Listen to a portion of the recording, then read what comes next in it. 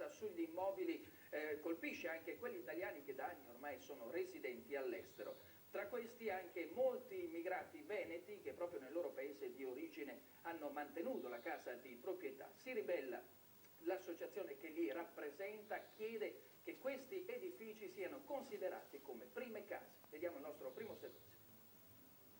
Vendo tutto, al mio paese non torno più. È questo il tenore delle email giunte all'associazione bellunesi nel mondo alla notizia dell'applicazione dell'IMU sulle loro abitazioni nei comuni d'origine. Così l'associazione si è subito attivata nei confronti delle singole amministrazioni comunali per tutelare almeno gli iscritti all'AIRE, l'anagrafe degli italiani residenti all'estero.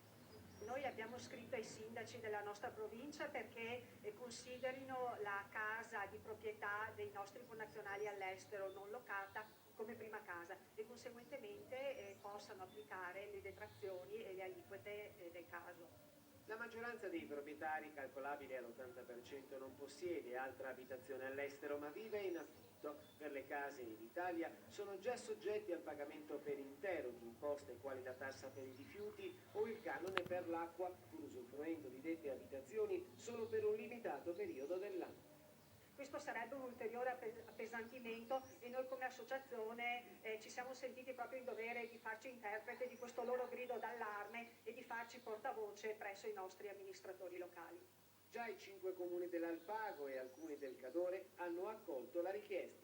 Noi speriamo che anche tutte le altre amministrazioni comunali seguano questo orientamento, in modo da non far venir meno questo legame con i nostri connazionali all'estero, anche perché sono considerati veramente i nostri migliori ambasciatori e anche come segno di gratitudine per tutti i loro sacrifici e per il fatto che vogliono mantenere questo legame con il paese d'origine.